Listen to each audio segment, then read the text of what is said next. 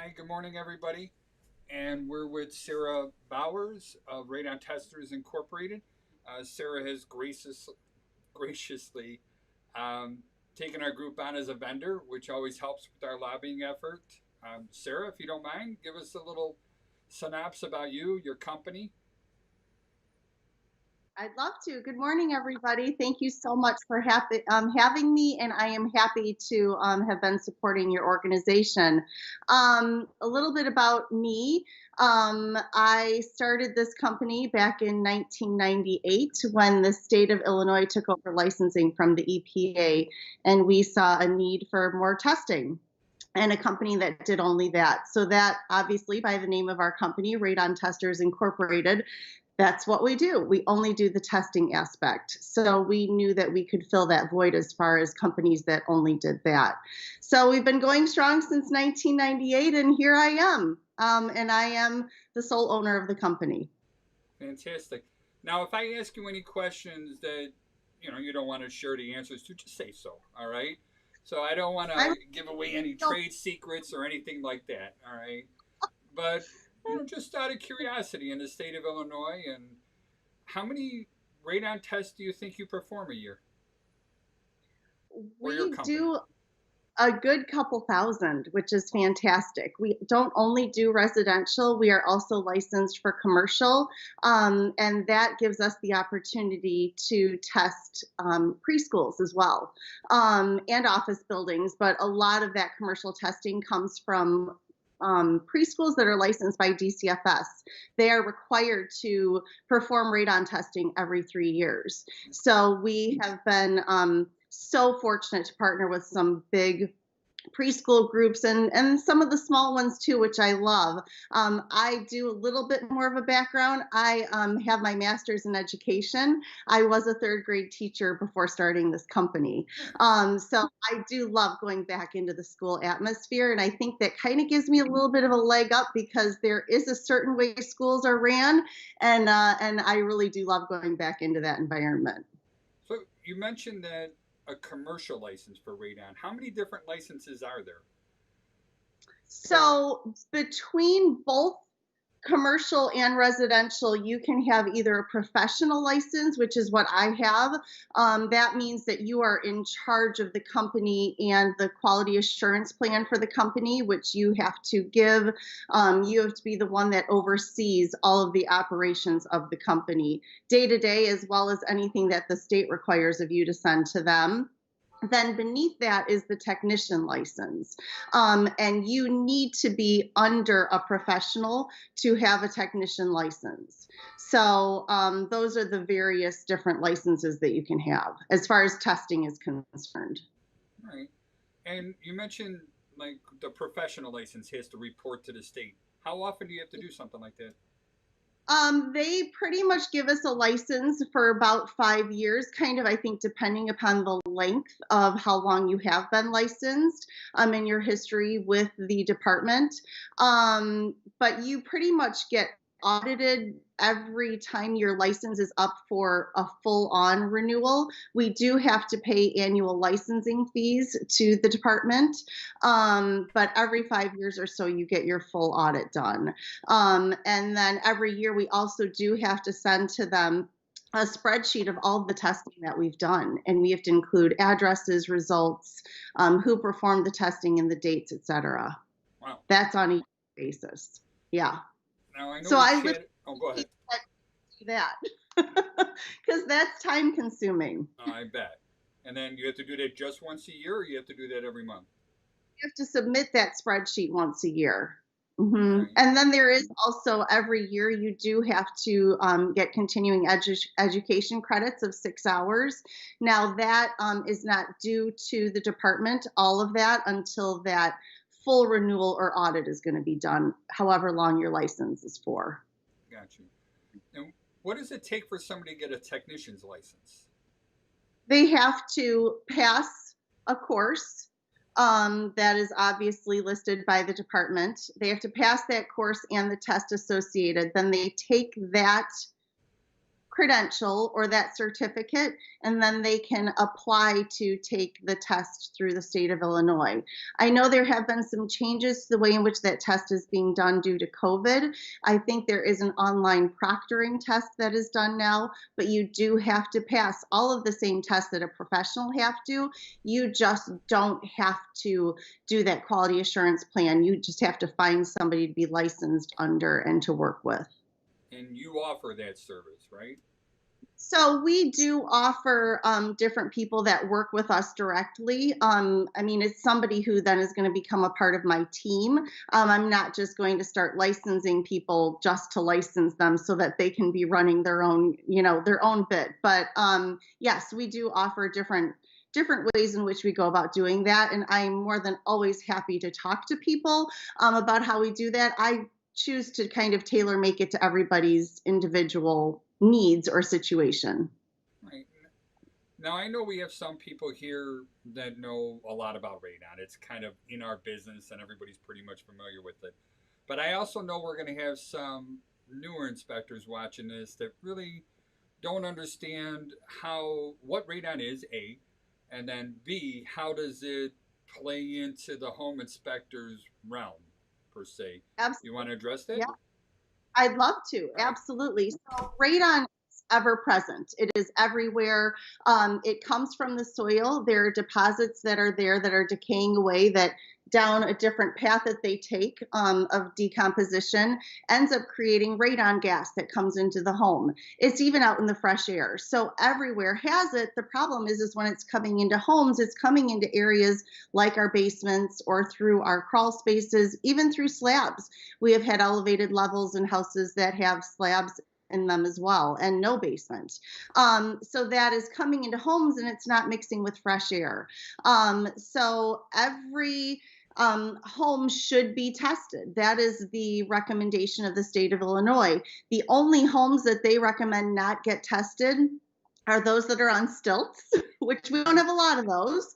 And then if you're in an apartment or a high-rise situation, condo complex, if you're above the third floor, then they don't recommend that as well. But otherwise, everyone has it. Our goal is to make sure you don't have too much.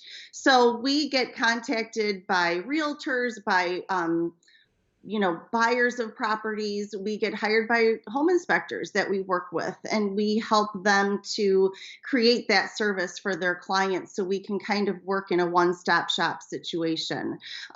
We come in and we perform the 48-hour minimum test, and we supply a detailed report to everybody within 24 hours of the finishing of that test.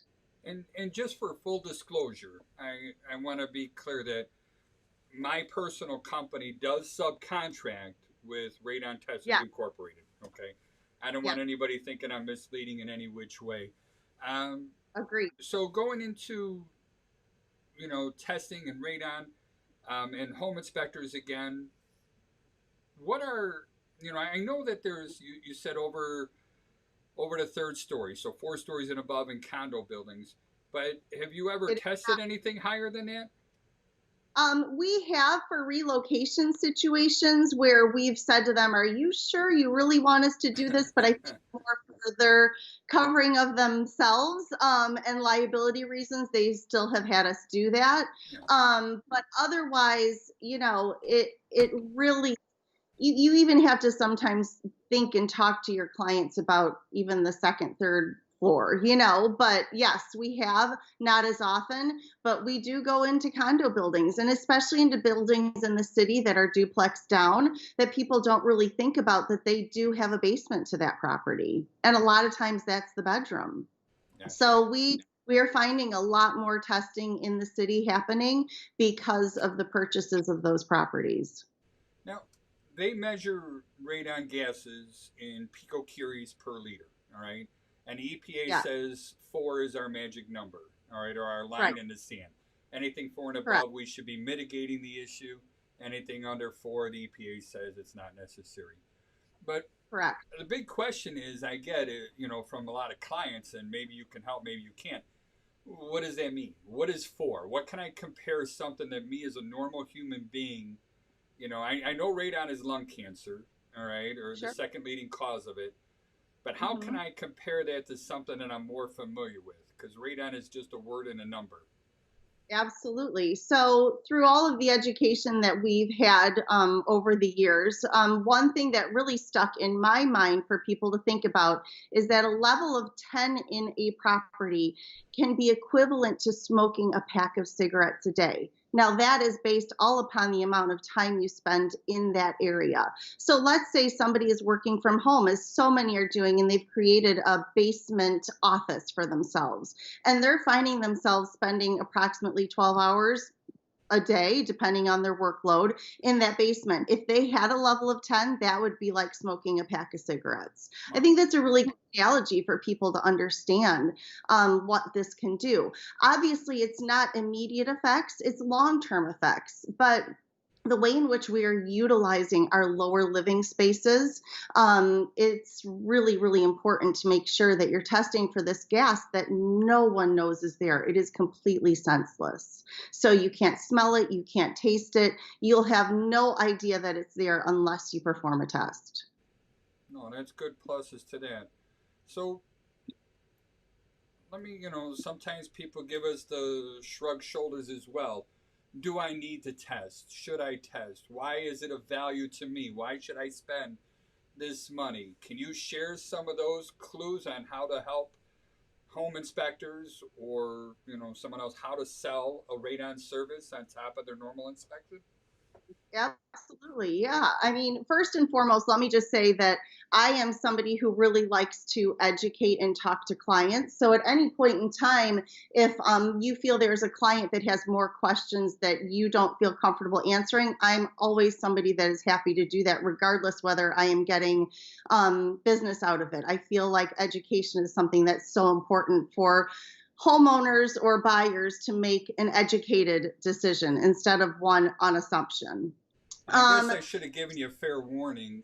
On this screen that everybody's watching, your cell yeah. phone's up there. Sorry. Oh, I didn't, you can yeah, I gave your cell, no, I put it up there. I gave out your just cell phone without asking your permission along with your email. I hope that's okay. can find that anywhere. You can go to my website and find it right there. So Good. not an issue. Happy that it's up there.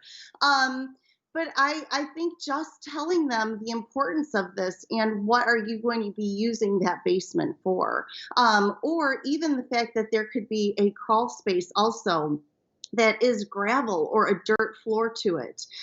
Just finding out about the home and what you're going to be inspecting and the various parts of it and what this family is going to use this space for is one way in which to really have a thoughtful conversation with them about radon and the importance of testing for it. Um, Also, there's also the monetary aspect. Why not test for it as a buyer? Whether it comes out at 4.0 or above or not, if it did come out at 4.0 or above, it gives you the right to negotiate with the seller to have that fixed.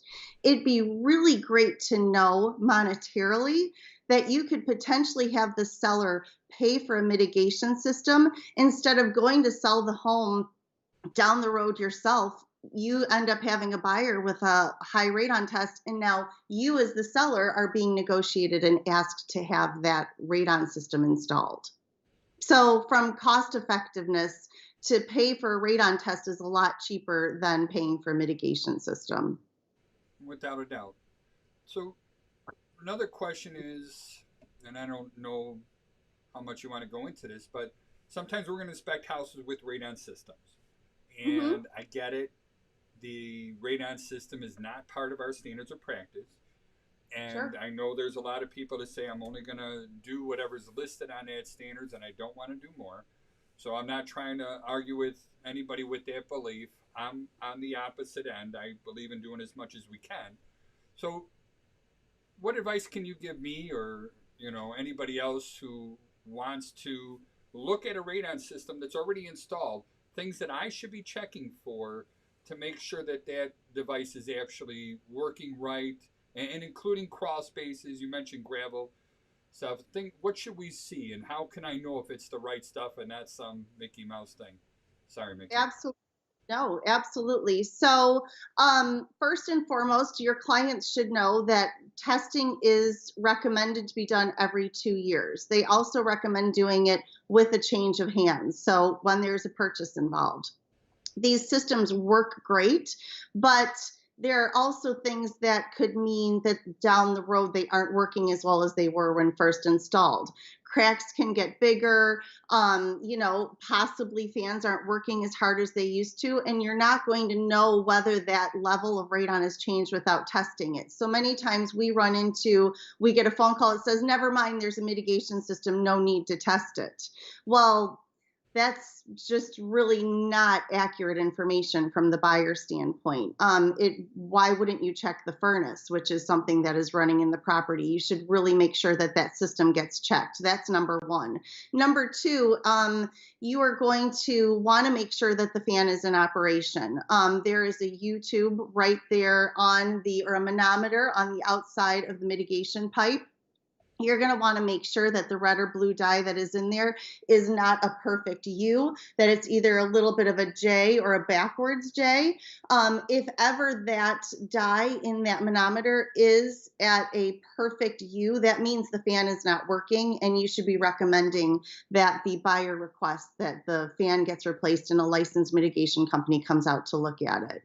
The other thing to look for is to make sure, because as of 98, when the state took over licensing, they also said that the pipe for the mitigation system should not be a part of the sump pit. So you're going to want to make sure that it's its own primary point, and then that there could be other secondary suction points going into different foundations of the property. The other important part to look at is if that gravel crawl space does have a visqueen or a plastic layering to it that is connected to the exterior walls, to make sure that that is not also bringing radon into the property, that they have handled that. Also make sure there are no tears in that. Then, as far as the exhausting of the system, make sure that that is going either outside of the property. You want to make sure then also that the piping continues to run all the way up to that highest eave, and make sure that all of that is there working and attached properly. As far as new construction is concerned, as of June of 2013, all new construction in the state of Illinois has to be following radon-resistant new construction, which means that that passive piping system should be starting in the basement and going up into the attic of the new property, where there should be a junction box ready to go in case that passive system needs to be activated with the fan. It doesn't So have to that's go through the roof on a passive system? but you have to make sure in the attic that there is a junction box for electricity ready to go also if a fan is needed to activate that system. Perfect. So a couple things. We ended up gutting our house. All right. Of Sure. course, I'm going to pick Mm-hmm. your brain on my own personal deal here, and Why? and because we did so much work to it, they deemed us to be new construction, even though we Okay. saved the foundation, we saved everything else. Sure. We never had a sump pit or a perimeter drain tile. We're kind of high up, but because we were there, all gutted and everything else, I decided to put one in. The plumbing Mm-hmm. inspector recommended that I take our radon mitigation system and tie it into the perimeter drain tile and seal off the sump pump cap. And then I just hear you say that we're not allowed to go into that.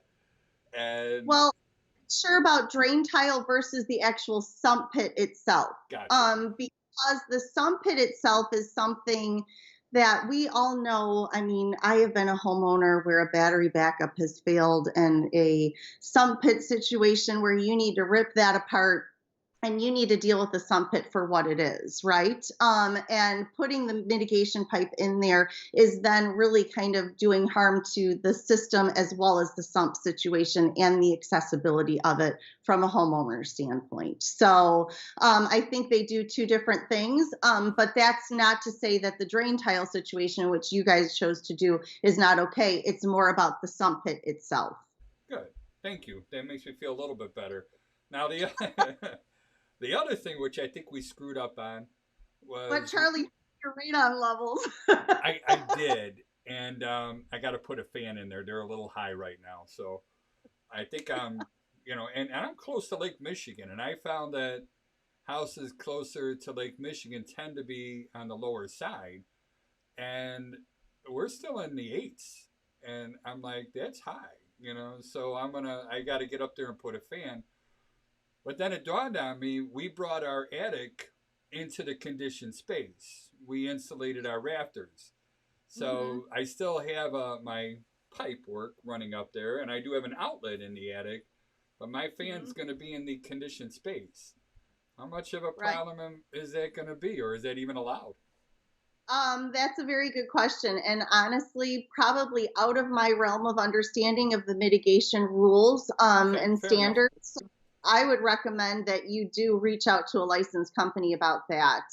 You could also always, contact the state and ask that. I don't have my mitigation license, so that's probably getting a little All right. beyond my realm of feeling comfortable of answering. So I would go ahead and reach out to a mitigation company about those rules. I'm not going to do that, right? I'm going to put the fan in there, right? I'm sorry. I'm not trying to be argumentative.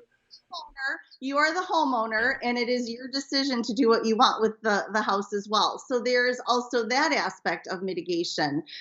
If you own the home yourself, you can make those decisions on how, on putting in a system. You can install the system yourself also as a homeowner. Not when you're in a real estate transaction. You have to step outside of that realm. But speaking to you as a homeowner, it is your home and you can install those things as well. And then I'm going to probably get some smart alecky home inspector who's on his game, and he's going to say, your fan's in the conditioned space and it's not supposed to be there. And then Right, I'm just going right. to have to give him my sorry, it is what it is, and go from there. So why give me the elevator pitch now for Radon Testers Inc. Why should I refer my clients to Sarah Bowers and her team? I hope you could tell just by this conversation that we're having. I really do enjoy talking to people about this. And I really choose to treat my clients and even the people whose homes we're going into because we are dealing with both sides of this equation. We deal with both the buying side and the selling side. And we are asking these homeowners to do things and to follow certain rules while the test is going on. So I like to make sure that service is given on both sides of that equation. I really like to treat people the way that I like to be treated, and I instill that in my team as well. I'm a homeowner, have been, and want to make sure that I am treating other people when I'm going into their homes and when I'm doing things for buyers. That I would want to have done to me. And it's just a way in which I like to run my company. I like to understand each situation and make sure, again, that I'm educating people. So I love what I do. I really do. I love going into the different properties. I love dealing with people, love having the conversation about radon. And I just feel very fortunate to be in the situation we're in. And I have a wonderful team that supports me and goes out and helps me test, but also my office staff. They're just amazing. Nice. Those are really good things to hear. Yeah, I'm the same way. When you got a good team around you, then everything else just seems to be much easier. All right. Absolutely. And And I don't like to say they work for me. I say they work with me. I'm the same way, or I work for them, Yeah. basically. But and I can honestly say that I've never gotten complaints from clients at all. In fact, I've gotten compliments when you Yeah. interact with our clients. So Thank you. obviously I we have a appreciate good relationship, and I want to keep that going. Now Yep. you joined our Facebook group as I well, did. correct? Yeah, good. And I know we've been chatting a little bit on there. So if anybody does have any questions about radon, they can ask them there. And I like to Yeah. encourage that, um, mostly because just because you have a question doesn't mean somebody else doesn't have the same Correct. question. But many Mm-hmm. times you're going to find that other people are a little embarrassed to ask. So just throw it out there. If And there are no questions. Yeah, well, if you don't know, you don't know. And the Right. bottom line is we don't know what we don't know, and we Yep. should be trying to pick up as much information as possible. So keeping an open mind, open ears, open eyes is always a good thing, and I'm very thankful that you're there helping with that. Do you have any advice about somebody, whether they want to get into the radon business, whether, how important it is to encourage people to add radon to their services, even if they subcontract or do it themselves, whatever? I think that there are times where people get very, not necessarily skeptical, but a little nervous about getting involved in the radon industry. And there are a lot of people that don't understand radon and its causes and effects.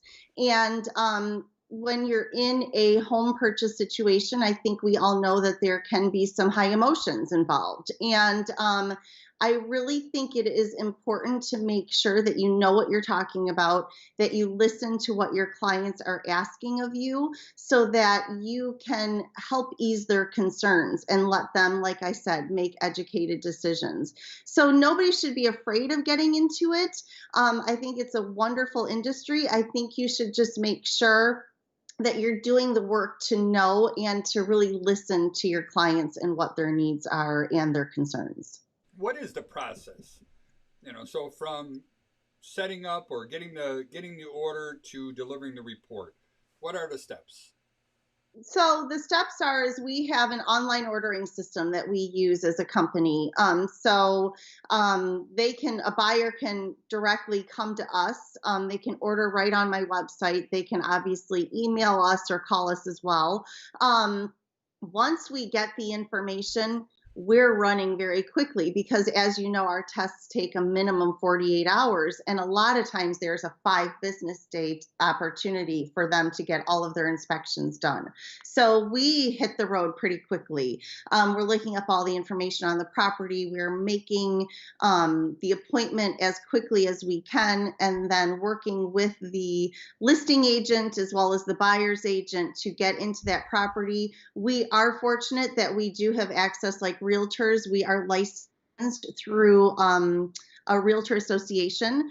We are a member of them. And so we do also have access, like realtors, to properties. Of course, we're always making those appointments. We're not just going into properties, making them, but we do give that service to realtors as well, to know that we do have that association and we can get in through lock boxes just as easily as they can, which kind of helps them to lessen the burden on them as far as the number of appointments they have. We go in, we place the test. We are picking it up a minimum 48 hours later. We're analyzing all of the results that come in, and then we put it together in a formal report situation, email that out to the client and anyone else in their team to be purchasing the property that they want us to send it to, from realtors to attorneys. All right. So get the order. You mentioned Yep. 2 days. So you get the order, make the appointment, go out to the property, drop off your machine or machines. How do you determine how many machines you have to use? It's based upon footprint. So whatever the various foundations are of the property, that is how we are determining what we need to put in there. So if there's a basement, monitor goes down in the basement. If there's a crawl space or a slab, we are also required to test on the first floor above those foundations as well, depending. If it's only a small kitchen space or utility room or laundry room or a bathroom, we're not really testing those. But if it's, let's say, bedrooms or a family room or an office, dining room, anywhere like daily dining space, we will be testing above that crawl space or slab as well. All right. And then is there a square footage amount when it comes to basements? Like how many square footage does a machine cover? So each machine will cover 2,000 square feet. Okay. We do get some rather large properties in our area, and sometimes you can find basements that are bigger than that. And then you will find us putting it into different sides of the basement to make sure we're handling all of that square footage. All right. And then what makes you determine if it's a 2, 3 day test or, for time Um, frames? it all depends upon weather can have a play in that. If winds are sustained of over 30, 35 miles per hour, we are extending it to be a 4-day test. We are required to do that. We're talking sustained, not gusts. If we get to the property and there may be conditions that are not closed up, then we will be extending that testing as well, so that it actually starts a minimum of 12 hours later. So then you're looking at it to being more of a 3-day test. And what is closed up? What does that mean? So people can come and go and live in the property as much as they would like. We just ask that they do not leave any exterior doors or windows wide open. We also have a whole sheet of instructions that we leave for them, as well as we put notices on the entry and exit doors, as well as on the thermostat, so that they are running the house in certain closed conditions that we ask. So we don't want too much air coming in or too much air leaving the property. We want to try to keep pressures as neutral as possible. So we as home inspectors, when we get there and we can give our clients a rough idea how long it's going to take. I know that one of my big weaknesses is not shutting the door behind me, especially if it's nice weather. So while I'm doing the inspection, I'll leave the door open and I got to keep reminding myself to shut it so I don't violate those rules. But windows, fireplace, furnace, water. I think, am I missing other items that could cancel a test or stop a test? No, we need to make sure that we have obviously electricity to the property. We need to make sure that HVAC is up and running. So vacant properties, sometimes they have a situation where winterization has been done, and sometimes they've set thermostats that they cannot be above a certain amount. When it is a vacant property, the optimal temperature is 72 degrees. We can go above or below that by 5 degrees. So 67 to 77 is the optimal temperature for a home. So we need to make sure that that HVAC system is running properly. Yes, making sure that dampers are closed or flues are closed. All of those things come into play as far as testing is concerned. What about water in the basement? Well, if there's been water in the basement, if it's still there, we're not going to come in and do a test. We're going to ask them to go ahead and take care of that situation, because they will want to make sure that they have dehumidifiers running as well as fans running, and that is a circumstance that we cannot be testing in. Okay. And then when we're doing our inspection, let's say you've already set up your monitors and you got those things going, should I not be opening and closing windows at that point in time? Again, quick opening and closing is not a problem. We're talking about leaving them open. Okay. So we know that people need to be coming and going. We know that there are certain windows that you need to be testing, and we understand that that's going to be happening. We're just asking that it not be left open when you leave the property. Sounds fair. All right.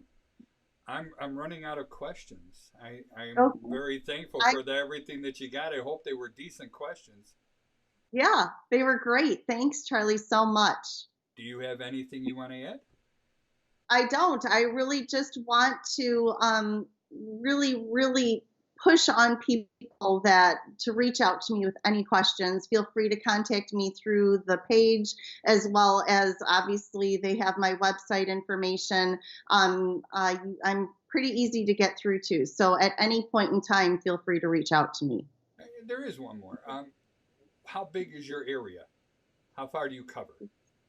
We go all the way to the Wisconsin border. We've been out to DeKalb County, and we've gone all the way down to Bourbonnais. So you can say that we travel a lot. I have a lot of miles on my car.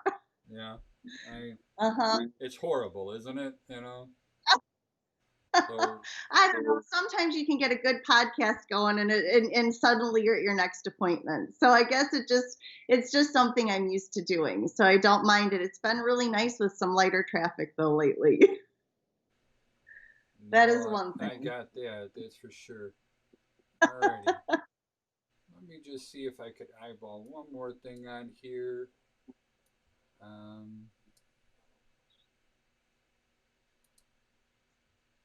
All right. Well, I guess we're good then. I just wanted to make sure that nobody was asking any questions. I had that turned off. And so Radon Testers Inc. The website is www.radonron.com. RADONRON.com. And you guys are based out of Wheaton. Wheaton, Illinois. Okay. You cover a But very big range. Say again? we go all a big circle around Chicago. Exactly. Same here. We cover a big area as well. So that kind of makes it easy dealing with one person because pretty much anywhere we go, we know that you'll go there as well, which is a nice thing. And I am on getting my license in Indiana too. Oh So boy, we will be right across the border into Indiana also. go get Mm-hmm. them. So, all right. Unless you have anything to add, I'm going to say thank you, and I hope you stay involved on the Facebook page. And if anybody does have any questions, please ask her. And other than that, thank you again. Thanks, everybody. Have a wonderful day. You too. All right. Bye bye. Thanks. Bye.